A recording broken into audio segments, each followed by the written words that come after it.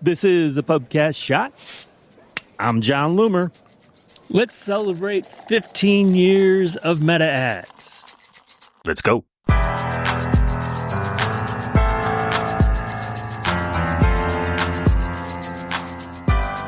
Welcome to a special edition of the Pubcast. I'm John Loomer. I'm joined today by my good friend Luke Elliott. How you doing, Luke? Howdy, howdy.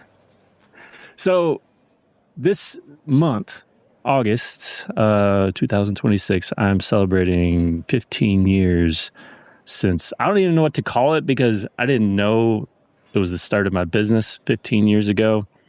But I was laid off August 18th, purchased the johnloomer.com domain, I think same day, and launched the website, my first blog post on August 29th.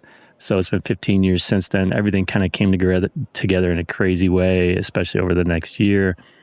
To celebrate, wanted to do kind of this reflection episode with you today, Luke.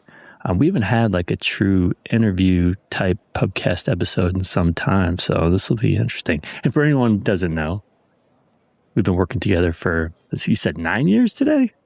February 2017 was when we first started. So I was a member before that. And then there was a call in, I think, in your Facebook group all the way back then, said, anybody want to be able to help me a little bit with my business? And I raised my hand then. And yeah, that's so maybe provide a little background there. What kind of things are you doing? Yeah. So I hope John, primarily you, John, with doing things that are related to your elite and also your basic memberships as part of your Power Hitters Club. And so what I do is people ask John questions in these strategy sessions that we have every week, and I just help kind of participate in those and make sure people are getting good information. Do a lot around documentation and making sure that people get what they need when they have questions about something, because John has written a mountain of content, and a lot of times there's something relevant to what people are asking about that I help get answers to. And then John will also get questions via email or Facebook Messenger, and I help answer those as well, always under my own name. So if you ever have talked to me and it says Lucas Team Loomer at the end, that's me. So gotten to really learn a lot from John, and I was hoping to be able to ask him a little bit about his last 15 years. So we work together pretty often, but I was telling John, even at the beginning of sort of when he started to share some of this 15-year path, I was like, wow, I've been there for a good part of that. And there's so much that I certainly have forgotten, did not realize was happening at the time, did not realize maybe it was a big deal or maybe it wasn't a big deal. And I thought that reflection was really valuable. But what I was hoping is that we'd be able to actually hear from you today and have a little bit more of conversation about that. So just to be transparent with everybody, this was, I proposed this to John. He didn't say, please interview me. He's usually not as transparent as maybe I'm going to try to push him to be a little bit today. But yeah, I'm glad we're doing this. I think folks will find this interesting. Yeah, it'll be fun. You know, over the years, I've found ways to do things in the most efficient way possible. And one thing I've learned is that interviews are oftentimes not efficient.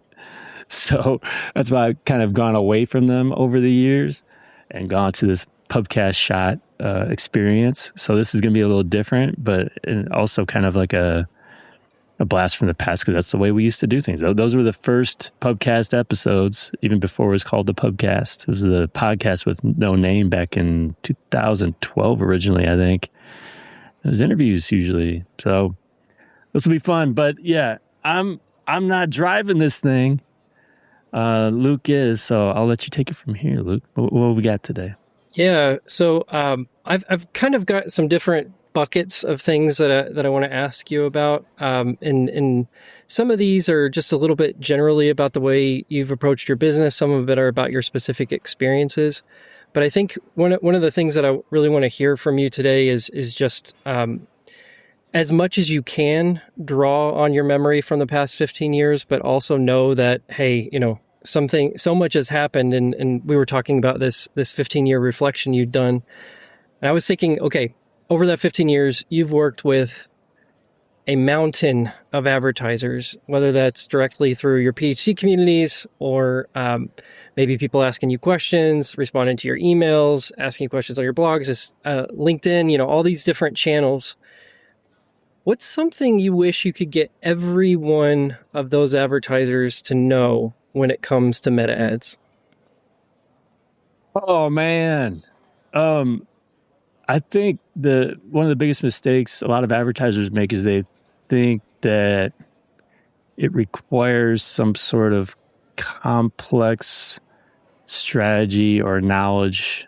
In reality, especially these days, it really doesn't. Like, look, it's really helpful for me to have this deep understanding of how things work. And yes, that is an advantage. But I think if most people understood that I do what I do, the campaigns I create ad sets, all that kind of stuff, is so incredibly simple and basic the way it's done. It's not a bunch of campaigns. It's not a bunch of manual settings. I'm trying to override all this stuff. Super simple. And I think the biggest thing I wish people would take away is like, don't overcomplicate it. It doesn't take an expert to do this well. And really the skills I have least of are what would make you most valuable now. Right. So like, I'll have to talk about them. Yeah. I want to hear more about that. What do you mean by that?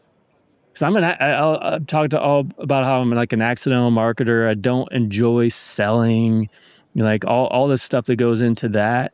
So like for 10 years plus, my focus was really on all those little levers that you're pulling and whatnot.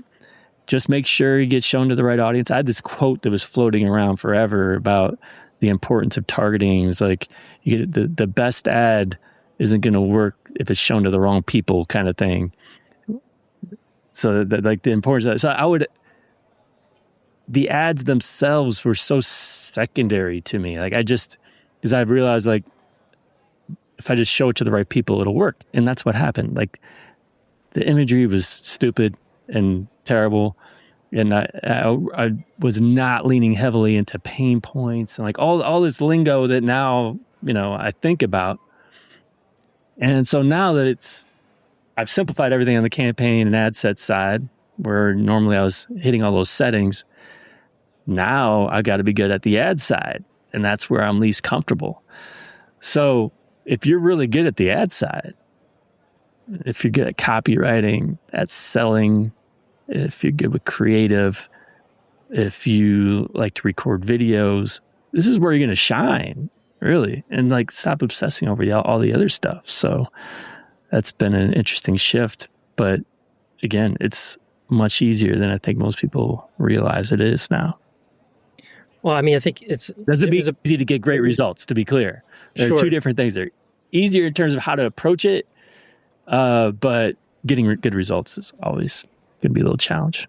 Yeah. And I think it's almost ironic to hear you say that. And I think people might feel a little surprised by it because you will write an article all about some very specific feature, right? And I think people kind of equate that depth with complexity. And I think that's one thing that folks, at least what I hear, I was mentioning how I talk to all these people in our strategy sessions every week. I feel like a lot of people always say, you really help people understand whether a feature actually matters for them too. Mm. And like that's something that I know I personally benefited from over the years is there would be case after case where somebody would come to me and talk to me about something and I would already have known all about it inside and out because you had done that digging, right?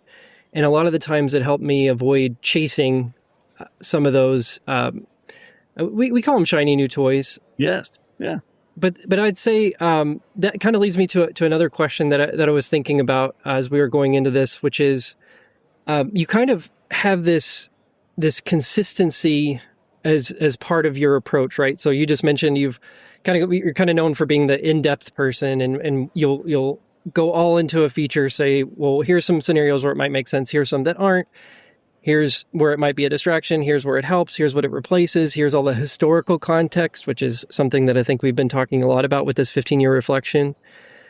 But how about times in your path where you've had to make a change and maybe start to do something in a new way that you might have been resistant to? Have you had any of those in sort of this past 15 years that you think are specifically important to draw on? Look, I think these two things are pretty closely connected in terms of the consistency and making difficult changes. It is very difficult for me to make changes. And I think part of that is because I've become very routine oriented, and that's how I create that consistency, right? So I don't, when it comes to content creation, for example, I care about the numbers, about traffic and things like that, but I can't obsess over them, because the minute I'm like, oh man, no one read that post, I lose motivation to do the next one and the next one. So like my whole routine is about staying on a schedule. No matter what happens, no matter who actually reads it, I'm still doing that thing. I've committed to doing that this year or these 6 months or whatever. So having that kind of routine, like kind of knowing what works and what doesn't, is helpful until you realize you need to do something different. And I think especially with, for the longest time, I had two main creative outlets. It was blogging and Facebook. Even when Meta, which wasn't Meta yet, Facebook bought Instagram and all that kind of stuff, wasn't even messing with Instagram. The only reason Instagram was on my radar is because it was a placement. And it's like, okay, my ads will be shown there, but I'm not trying to do anything on Instagram. Wasn't doing any video. YouTube wasn't a thing for me. I got to experiment here and there, but it was like super uncomfortable. But you know, when you do this for a long time, you eventually become outdated if you keep doing things exactly the same way, right? And that's the way I was. Like, it was all about training courses and webinars and blogging. And while all three of those things are sort of a thing now, they're not nearly as big as they were 10 years ago, right? So similar concept, man. Like realizing, I think it was the summer of 22, that something had to change quickly. I mean, also seeing it revenue-wise, but like this isn't going good. Also happened to be the final year I was coaching baseball for our youngest son, and knowing that I was finally going to have a lot of time in my hands to do something different. And so switching to video, I think, was the biggest one. And so uncomfortable doing it because, like, really, first of all, just the idea of just having no clue how to do a good video, like a short form video. It wasn't just like long form, hit record and just talk for an hour. Short form, how to do a good short form video, how to get on TikTok, which was my original focus. And just kind of coming to the realization that if I'm going to do this, I just need to do it and create a whole bunch of bad videos. Know that no one's going to watch them at first, and that's probably for the better. And the only way to get better would be to record more videos. So it's being willing to be uncomfortable, right, allowed me to change, because otherwise I just resisted it for years. Do you think that changed as far as your willingness to be uncomfortable? Because I mean, I would think that you were probably very uncomfortable in the very beginning days, right? Of when you started writing about meta ads and, Facebook ads at the time. And well, originally you weren't even writing about ads, right? You were just writing about like, running a business, and then... Not even a business. It was about, well, first of all, it was about the personal use of Facebook. So stuff like privacy and things like that. Of course, that got traction. I didn't realize, that doesn't lead to a business. But then like Google Plus, Oh my goodness. Yeah, that's a blast from the past. There you go. But it wasn't until like, there were some big updates with Facebook pages that I started realizing, this is something to write about for sure. Yeah. Yeah, but I mean that uncomfortableness though, right? Like, or discomfort, I guess we'll call it. Like, it certainly seemed like you were pretty comfortable with that in the beginning. So I wonder what might have happened along the way where you kind of got into maybe a little bit of a routine. And then suddenly in summer 2022, you're like, okay, things are going to change, right? Yeah. So I think in both cases is an example of some level of knowing that something has to change, So like starting my website, I was the only income in our house at the time, trying to raise 3 young boys. And so that level of desperation of trying to figure this out is what kind of helped me overcome all of that uncomfortableness. Like, yeah, it was uncomfortable. I was like connecting with people. Like, I'm not a connector. Like that's something that's really hard for me to do. And all those kinds of things were happening in the very beginning, and trying new things that I was really uncomfortable with. Same thing. But then like I found my routine. I found what made me comfortable. And so that's what made it really difficult to change again. And I probably looked past a lot of warning signs that, you should probably try this. You should probably do this differently. There was no really good motivation to do it until, that summer of 22, where that level of desperation was there again. It's like, well, if I don't change, I might be screwed. So let's do something different. But that also might be connected to that level of uncomfortableness, changing with that, and then like kind of changing my own strategies with meta ads as well.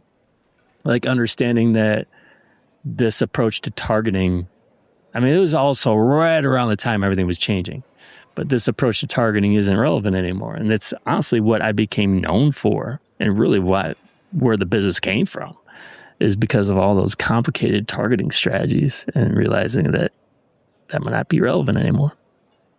Yeah. And do you think you've done that successfully as far as kind of adapting, or are there parts of it that you would wish you could do better? Or just curious as you reflect back on that sort of shift. The video shift or the targeting shift, or both? I guess you could say both, but I was thinking really more in the context of going away from this being known for the complicated targeting guy. I can show you how to do these really complex setups, right? To now, it's like, actually, you were always all of these other things too, right? But maybe you've just leaned more into them. I mean, I think you mentioned earlier the whole point about being a bit more simplified in your approach. That's certainly become a content theme for you as well, right? Is like how to cut through the noise of unnecessary complexity. But do you feel like that shift?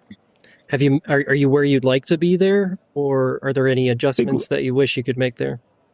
Yeah, I think what's challenging there is being known for targeting is kind of like a fun thing to be known for, because it's like, wow, that's powerful that you can reach these specific people with these specific messages and, all that kind of stuff. So like every single time I'd be asked to do public speaking and whatever, everyone would show up to learn this new crazy complex strategy to targeting, because it was exciting. It was cool. And it's a lot cooler to be like the guy who's known for simplified approach to campaign construction. It's boring, right? Because ultimately that's what it is. It should be boring. Your approach should be boring now, not complex. So I think the flip side of that is that it's probably much harder to stand out. I mean, you stand out because you're not like everyone else, but it's also no one's searching for the simplified approach to campaign construction. Everybody's searching for how to reach my ideal audience. So it's also not the best way to build a business to be talking about this stuff in that way. So that is the hard part. I mean, something I've kind of come to accept, but it would be nice if I found some new little exciting niche and all of that. But right. Yeah. Well, and I mean, I think, again, I'm biased, obviously, being in all these strategy sessions and hearing all the conversations come up. But I would say your theme of having people stay focused on simplified stuff is also counterbalanced by there are certain, sometimes it's features, sometimes it's a certain way to do something that people just don't think about. And they're missing those, and sometimes implementing one of these things does actually materially change the results they're experiencing. So what I'm getting at there is that I don't know that it's necessarily just the simplified thing, but I see like how that probably feels like a shift for you. But where I'm thinking about is where people might, so like a good example, and getting into the meta weeds a little bit, is the specific thing that they're optimizing for, right? And not realizing why that matters, or the way that they're looking at the results, and they're maybe making the decision on the wrong type of results or the wrong mix of metrics, which may be because they're overcomplicating it, maybe, but sometimes they're focused so much on simplifying that they almost like focus on the wrong thing, right? So there's almost a combination, I guess, of factors there that are important. And that's a very challenging thing to communicate, that you do that well. I think when people start to experience your content on a regular basis, they get that. And then when they get closer, of course, they see, okay, this is actually like the way this guy thinks too, right? And so what I'm getting at with that is that I think what you've done very well is that you have adapted over the past 15 years, at the same time remaining consistent. And what you've remained consistent on is how you kind of have this very, you just don't get easily distracted, right? So like you will stay pretty focused. Not that you haven't ever gotten distracted, of course, right? But I think that is a very difficult thing for a lot of people who work in this space. I think people who have very curious minds, just naturally want to be a part of this world. They just are attracted to it. It kind of draws people in. It draws people in who are very detailed, who like to set up systems, who like to automate stuff, who like to try to map certain things out, think about human behaviors in this very technical way. And I think you give those folks what they need, but you also give this grounding of just continuing to kind of cut through. And I think that's been very valuable as somebody who's been able to experience a lot of what you've been working on over the years. And I know I'm probably going to say it a million times, but I know I've personally benefited from it tremendously. Along those lines, I was kind of digging into this component of adaptability. Have you ever had any feedback from, it could be a member or a reader, that really changed the way that you approached how you were doing either your business or something specific related to a tactic or strategy?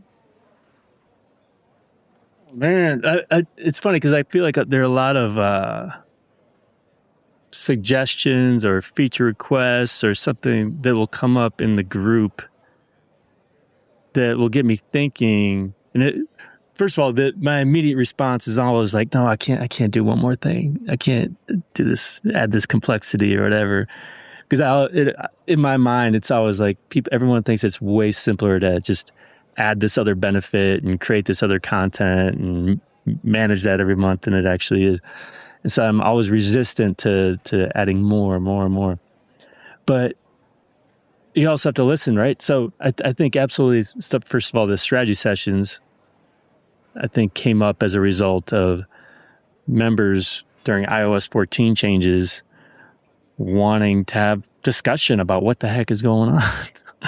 Why isn't this, how does this impact us? What do we do? How do we prepare? So for anyone who doesn't remember all that, like, that was chaos. And going back to that 15-year blog post, I forgot, like, it was like 6 months of being ready for it to happen and everyone freaking out and not really sure what was going to happen. And the information was really unclear, right? So like there was no clarity on, and so you were really helping everybody navigate that, but you were also transparent about, hey, I don't have all the answers, let's talk about it. Let's kind of the strategy sessions basically, that was like a support group, true support group then at that point, right? Like we didn't have any answers. We're just talking through what the heck's going on. And that's something we continue to do it every Tuesday ever since then. But beyond that, man, like Bob Heiler in our group coming like, John, that's a podcast idea. And I'll immediately like put it in my notes. Like there's a podcast because it was, something about value rules or like something. But I think the ad briefs library was another one that, again, people were looking for a different type of resource, and I was trying to think of the best way I could do it where it was organized and fresh and updated. And so I came up with that. So what are ad briefs? In case somebody doesn't know. Ad briefs, for anyone who doesn't know, because I've shifted again, change. Used to do the training courses. At one point, I was doing like 5 or 6 training courses a year, which would be part of membership benefits. But I also sold them separately. But what became, I reached a breaking point. Not only was I super busy with coaching and everything, so it was just tough to create them, but I created 2 back to back. One of them, I think, was Facebook Analytics and maybe the Facebook Attribution Tool, I think. And they both got phased out, like within months of me doing it. And I was like, I can't keep doing it. Because not only was that a frustration, but I needed something to be more evergreen, right? So I'd create a course. It might be relevant initially, but something about it would always become outdated. And that'd be all the question people would ask, either if they were buying a separate course, buying it separate of membership, or joining the membership and saying, hey, which of your courses should I go through? Like, is this updated? Do you update them? Like, no, I don't. Like, how much work would that require to update them? And that's where the ad briefs library and like using AI became really, really helpful. So there's a whole background behind all this, how this is done that I won't go into today, but I use AI and this dashboard I created to isolate my most recent content, prioritize my most recent content, to summarize my recommendations regarding, I think, 25 different core topics. And that's my library, the ad briefs library. So I update that every month, and I use AI to update it every month. It's spoken in the third person, and it links out to all my resources and whatnot each time. So that's an example of like kind of listening, but not giving exactly what people were asking for, but like this will be something of value. The self audit tools as well was another one, and then the John Bot too. I think was an example of just something else. It's just trying to give people resources to get their questions answered in unique and different ways that, they don't exist right now. I need to find a solution. Yeah, and I think your use of AI has been really interesting because I think you've got this very specific base of content that you spent so much time on, all completely human generated, and you've figured out a way to really tap into that in a way that AI can help you make it easier for folks to navigate. Because I know especially when we have new members or something, like you're saying, it would be like, I don't know where to start with X, Y, or Z. And so you've created this ad briefs. It's kind of covering the main things that you need to know and main things you need to know about how to approach things. I think that's been an interesting thing that, frankly, it kind of surprised me about how you ran forward and were willing to experiment and try stuff out. And, that I'm pretty close to a lot of what you do in the business, but along those lines, I think people probably have a lot of assumptions about how you go about your own approach to doing business. you feel like there's anything that people would be especially surprised to learn about your approach on how you do your work? No, it's funny because like on the AI side of it, I have such a love-hate relationship with the AI. Like I can't stand AI generated any kind of AI generated content that's trying to appear as though it's human generated. Like any of that kind of stuff, I hate it. But it's been great in terms of helping add value where otherwise doing it all manually would be exhausting or impossible. And so the AdBriefs library is a really good example of that, right? So like I don't know what people expect in terms of how I use AI or how I create content or whatnot, but like when I create content, I create content. Like I'm writing it, I'm recording it. Like there's so much of myself that is going into all of that stuff. But it's also not some complex system of content creation either. Like I have an Apple Notes that I'm looking at right now that keeps track of like topics for blog posts, topics for videos, topics for podcast episodes. And I also like every day, okay, today is Monday. So I know I have these specific things I need to do today. Even though I've done them a million times, I put them in my note. Like this is what I've got to do. And like even for like the video that was published today, I know the video went out. I've got to add it to my JohnBot training. That's part of it. I've got to schedule an email that goes out to promote it. They're all just really basic things. And like so much of what goes into that is just trying to keep a routine and not being distracted by the stats and the metrics and how much traffic this one got and that one got and how many people are watching this or aren't watching this. I would have stopped my podcast a long time ago if I was obsessed with how many people are listening, that kind of thing. But I don't know, beyond being surprised, it's pretty simple. When I say simple, it's like it's not like some super web or super complex web of like softwares and things like that. And it's just, pretty much you, me, and Tracy, right? It's been that way for a long time. We've got Joel's team that helps with some of the tech side too, but it's pretty bare bones stuff.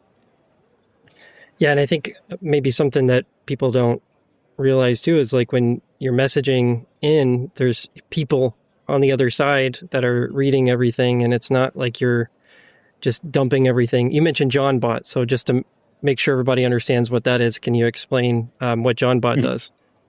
So that was something I started doing, was it 2 years ago? 2.5 years? I have no idea what time.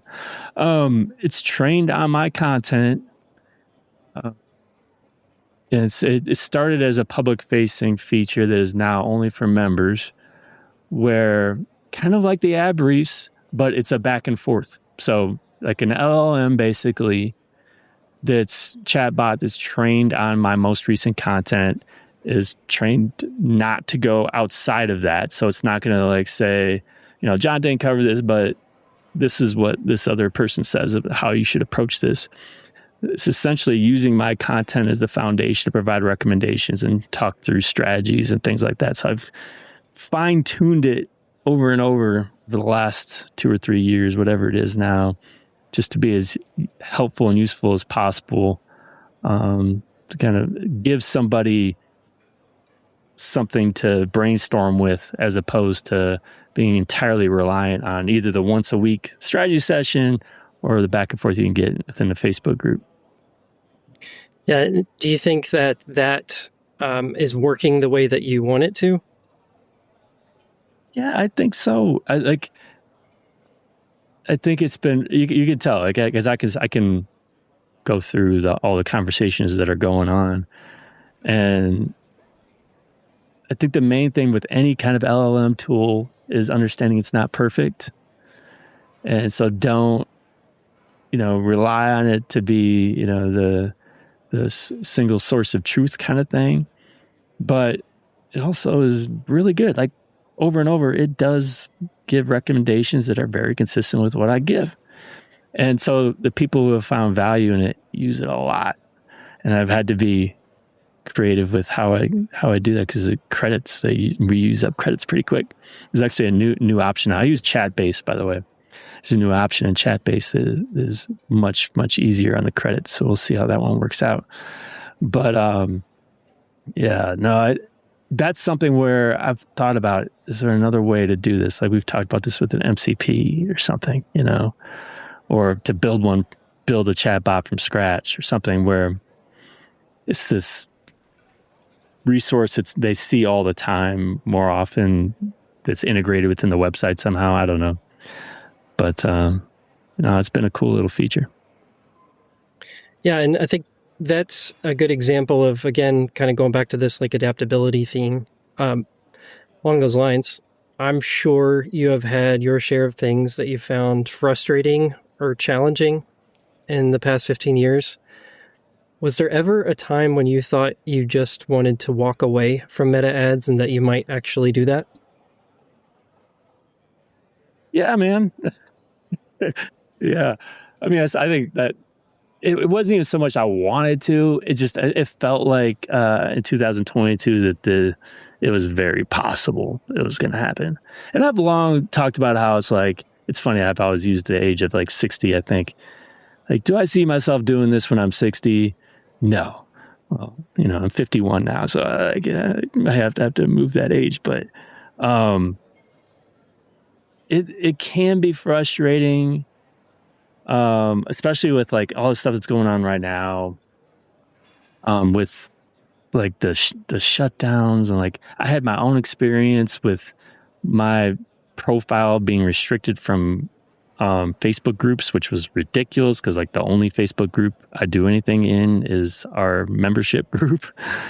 And so going through that nonsense, and how everything is kind of managed by AI on their side now, so you can't even talk to a person.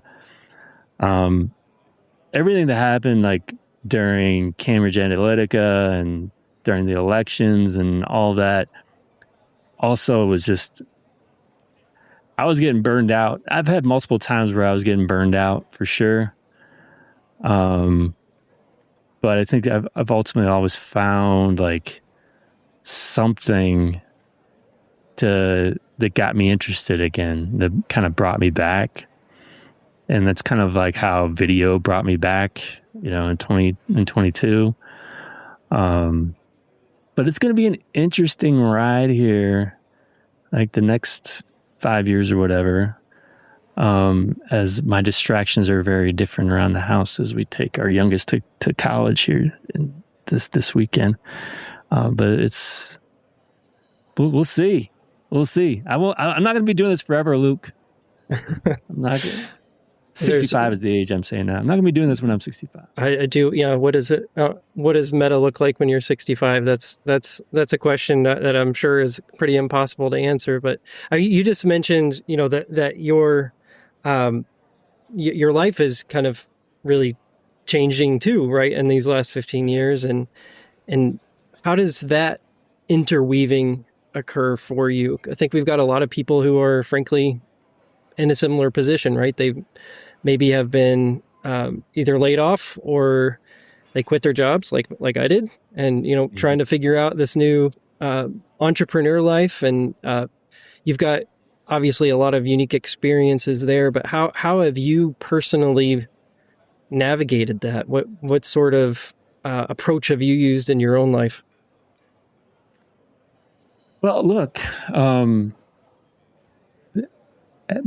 reaching this next stage of my life where we still have our middle son staying with us, but that's a different life, right? So it's not like there's a bunch of school stuff we're following him around for or anything like that.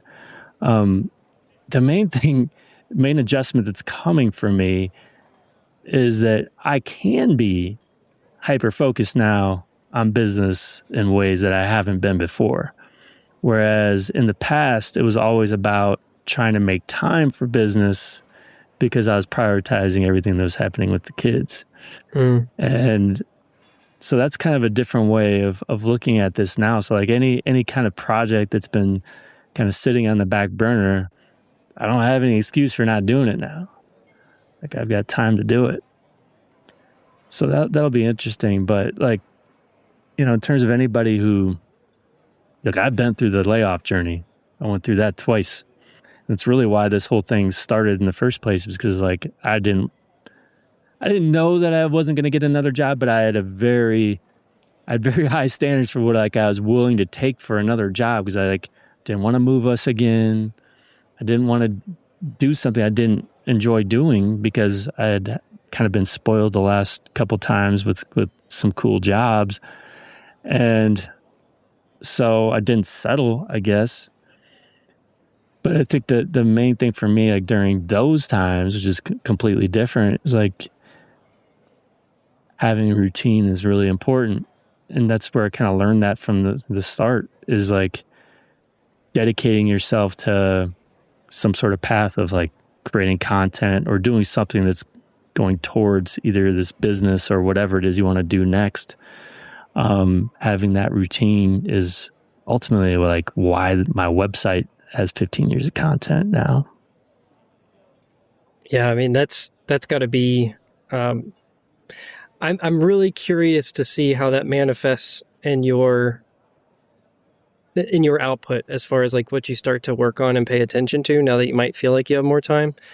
And but that was actually something I was going to ask you. Do you think you're going to actually dedicate more time, or are you going to try to maintain your current routine and almost use that extra time for something else? No, Luke. I don't know. Part of me is like there's some things I've been putting off. Like I was going to do another mini course. I keep talking about doing another mini course. We've been talking about this MCP idea of like integrating my content with an MCP. I could do more public speaking. I could. I don't know. We'll see what actually happens. But so I definitely, you don't have a vision board, is what you're saying? See, again, that's not my style at all, right? Right. And I guess people might be surprised by that. I still have a whiteboard over here that's been blank for the last 3 years. But I think it's just going to be really interesting to see, because now am I going to take that extra space to do more things like, traveling, like Lisa and I just like traveling and stuff or something, We're picking up a new hobby. Like I have not had hobbies. What about the coffee hobby? It's about as limited to hobbies you like. Yeah. So I make Lisa and me espresso coffee drinks every morning. And so that was a whole thing, like trying to figure out how to do that whole rabbit hole, anybody who gets into that. But that takes up 20, 30 minutes of my time every day. It's not a full-time hobby. Yeah. It's a commitment though. It's every day, no matter what, we're doing it. But maybe I should play some pickleball. Is that what these old folks do now? Just don't get injured. I think that's the biggest watch out. Is it's still a very real activity, folks. Don't think it's a low activity, if that makes sense. Yeah, but maybe I get back into coaching again. I don't know. That sounds crazy, but I think there is going to be a matter of filling that space with something new and different. Like I think about 11 years ago, I got into running, so that was a different one. So I'm still doing that. Am I going to move on to something else? I don't know. It's like this whole new, different world now. Well, it's funny you mentioned the whiteboard not having stuff on it. It's probably because as soon as you have an idea, you usually act on it.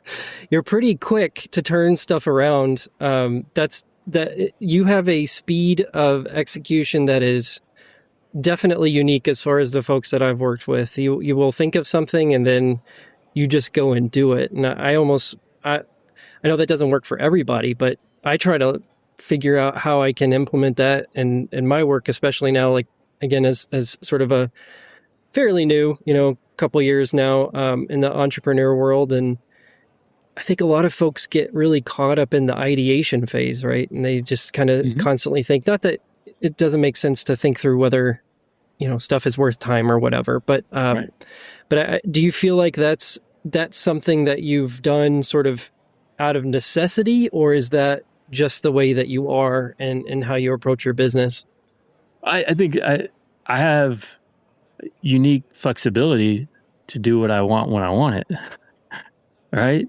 So where that has become annoying probably to other people is when I was like working with, a development team to build something or whatever. And like this flying from the seat of my pants came up with this idea. And then that idea shifts and changes and things like that. But when it's like,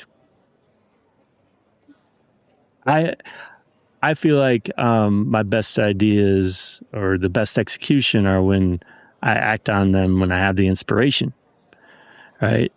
Now that's dangerous when you're talking about content creation, right? Like you can't just create content when you're inspired. You've got to have some sort of motivation and structure and do it no matter what kind of thing. But in terms of like,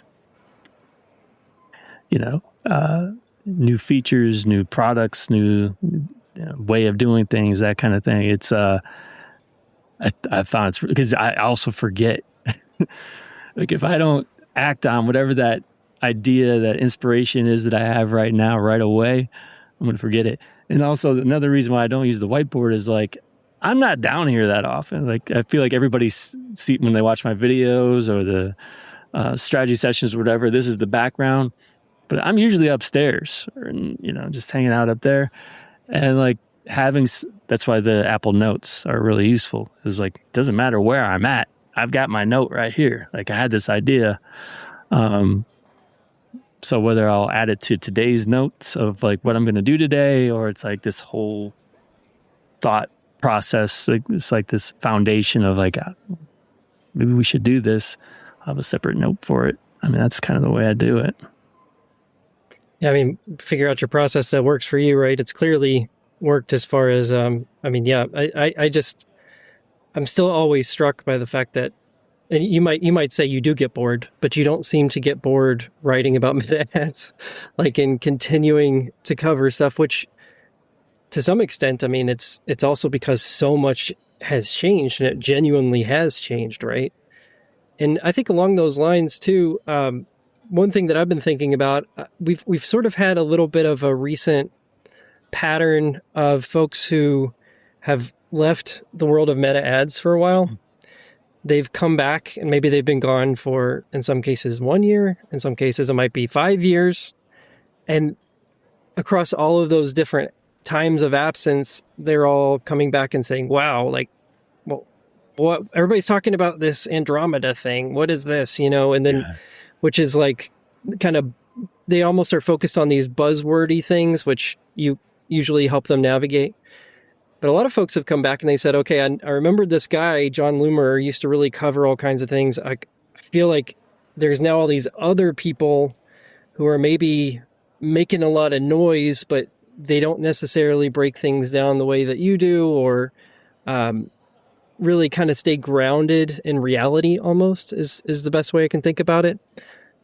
What do you think those people who have followed you for 10 plus years understand about you or your work that maybe newer followers might not see as easily? Yeah, it's a good question. Like that is one of my favorite things. Last Thursday I had, because every Thursday I do one-on-ones, and that day I had 2 one-on-ones. One was someone who originally booked a one-on-one with me in 2014, and I think that was the last time I had heard from him. And another one, he said he's been following me since 2016. It was that same kind of thing. Like they got out of advertising, but they had followed my stuff back then, and then they came back, and they're like, I don't understand what this world is anymore. What do I do? And they looked me up, they tried to bring sense to it all. But so I think the way I was able to separate myself back then is not being this buzzy, guy who was like talking about the complex strategies maybe, but not in like, this is a magical thing, magical solution. The secret hack that everybody needs to know, but Meta doesn't want you to know. Yeah, that's not you. everything I did back then, I still do today, is in very plain English, right? It's not about making promises. It doesn't have some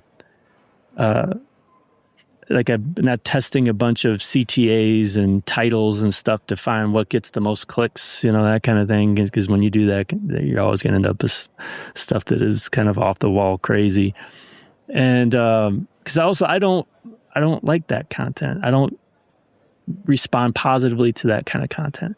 So I think for anyone who's trying to navigate things today, it's similar, right?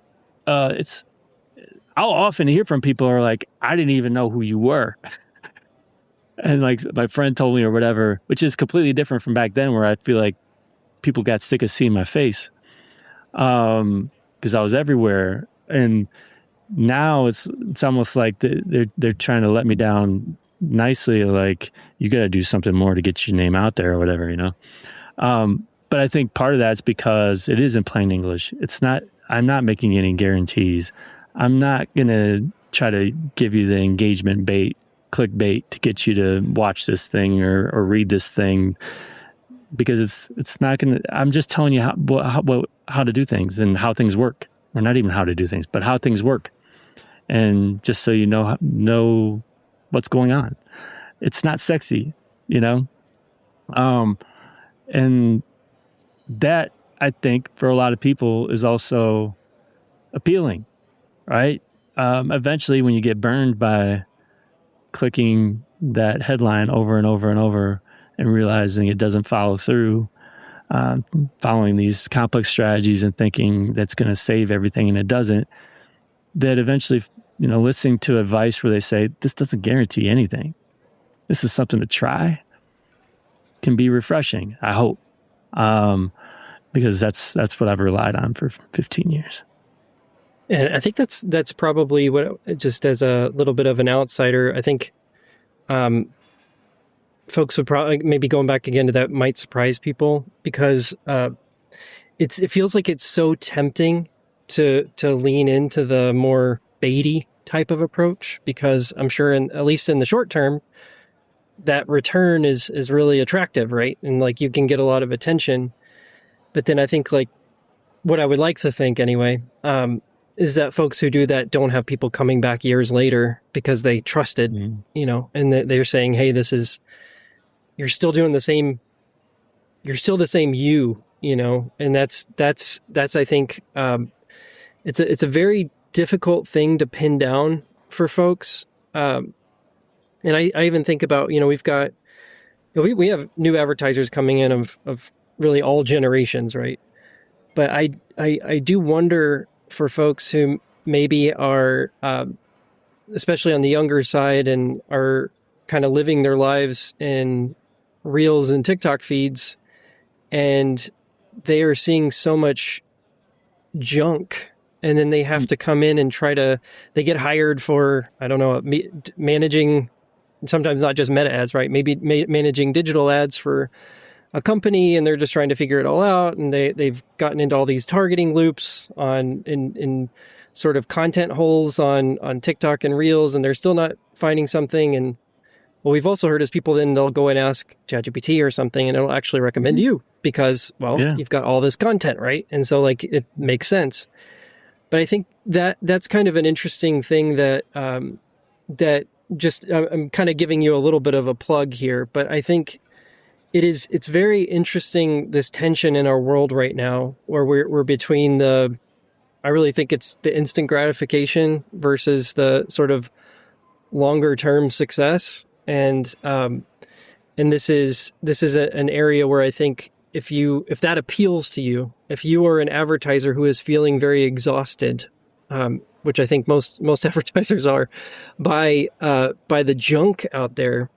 And I'll just give everybody an example of something that I know I've seen you really adopt. There are so many people out there, there will be some new feature, and they want to be the first to mention that new feature, and they'll just dump a screenshot, a blurry screenshot that's been copied 30 times across a bunch of different people, and no one really understands where it came from. No one understands the context. No one knows more information.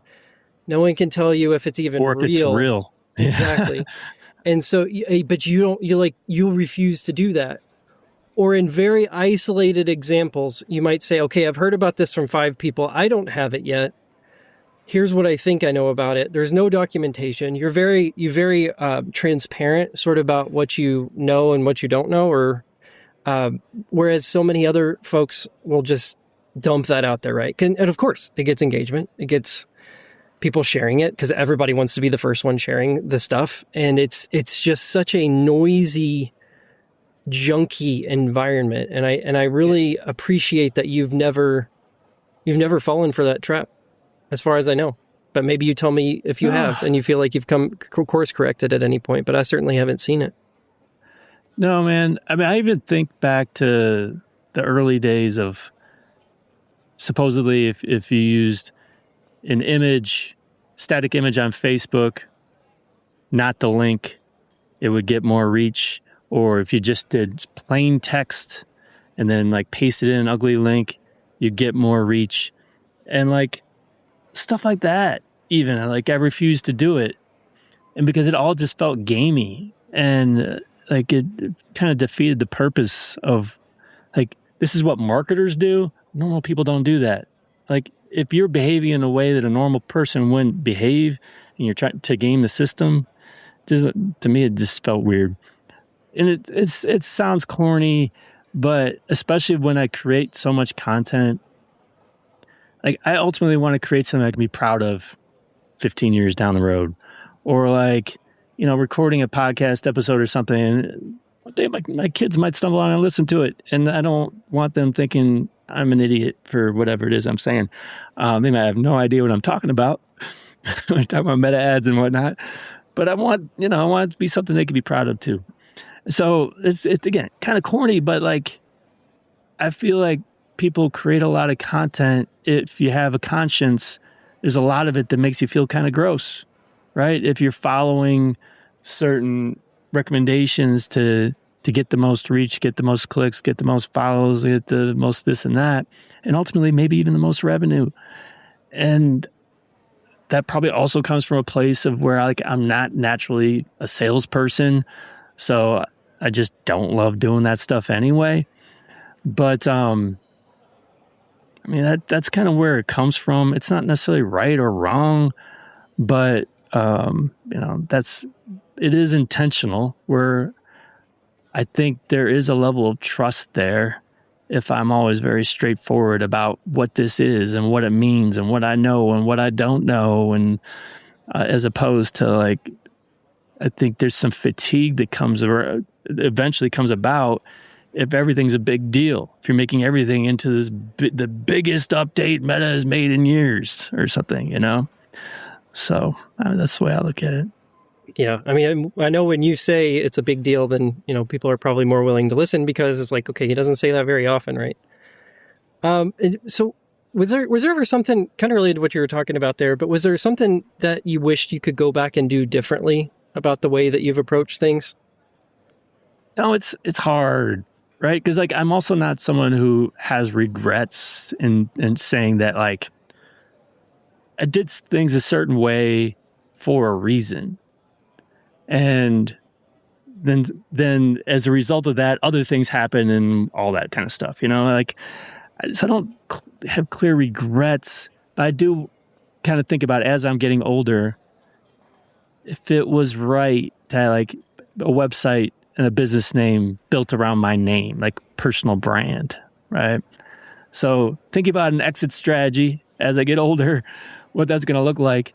Am I going to sell johnloomer.com and John Loomer Digital? Like that just feels wrong, right? Maybe someone out there has an answer to that, to how that would work, where I could feel okay with it.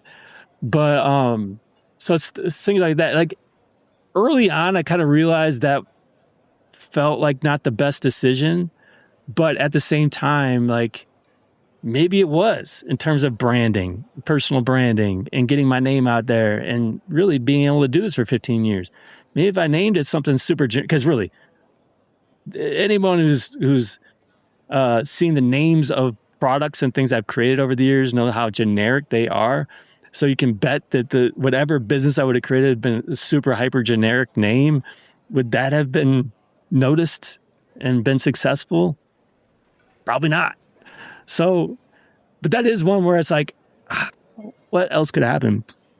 Beyond that, I think my biggest regret is like during those first 5 to 8 years or whatever, and especially during that sweet spot, once we got to like 2014 to 18, man, it was just so noisy because everything was taking off so fast.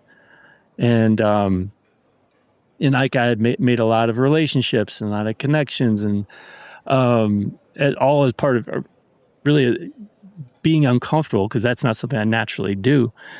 And then we get to this place, which is really good. And I started getting pulled in lots of directions and started hearing from a lot of people who I didn't know and didn't know if I should trust. And like, I think partially because I'm naturally more of a, I don't say antisocial. I'm just keep more to myself.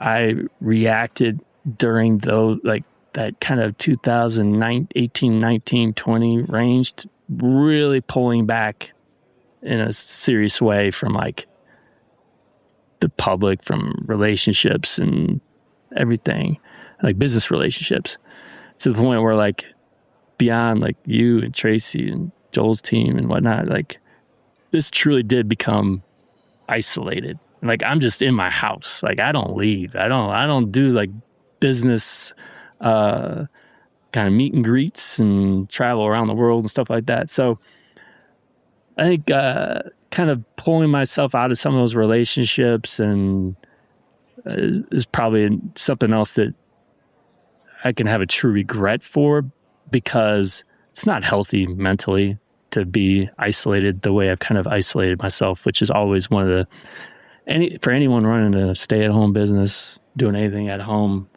I think we all know that's one of the biggest risks involved.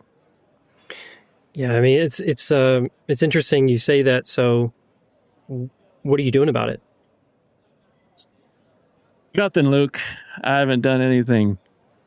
Well, because again, what's your advice? What's your advice for the stay-at-home people, you know? Well, because again, I'm like, it is so difficult for me.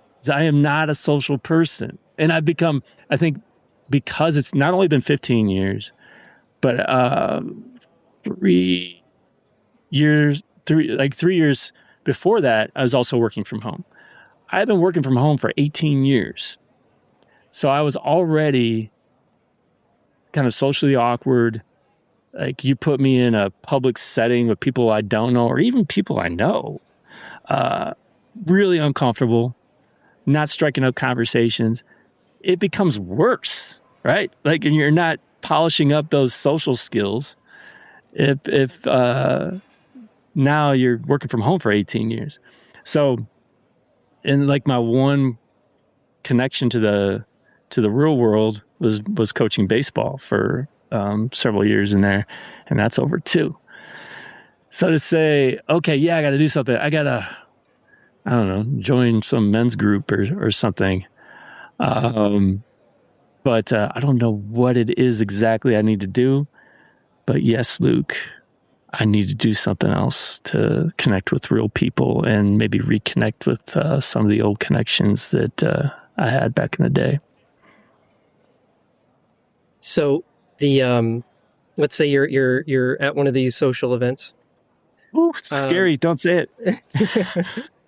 Someone says, "What do you do for a living?" How do you answer that question?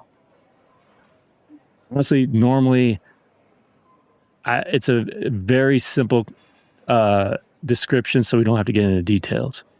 I'll say, I run a marketing company. Okay. Or a marketing education company. The marketing education. Interesting. So you don't even mention meta ads. You don't mention that as part of it? Often have you always described it that way?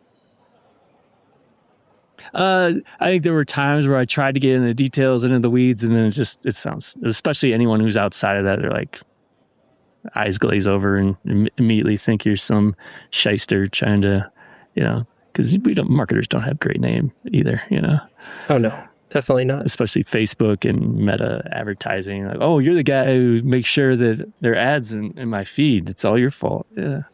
Funny enough, I'll actually tell people that sometimes. I'm saying, when all the stuff that follows you around and you're wondering how that happened, I was like, yeah, that's the stuff I help people do.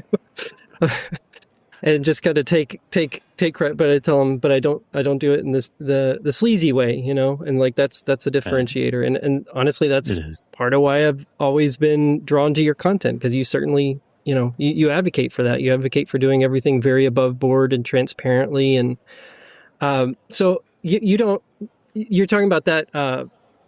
Someone asks you who doesn't know meta ads. All right. So now you've got an audience on this podcast. Let's assume many of them at least know what meta ads are. What's your elevator pitch to them for John Loomer Digital?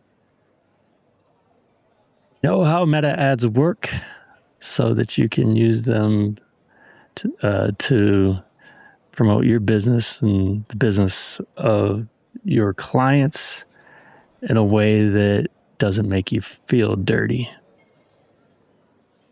There you go. All right. Very succinct as an elevator pitch. We haven't even made it to the 15th floor yet, so that's good.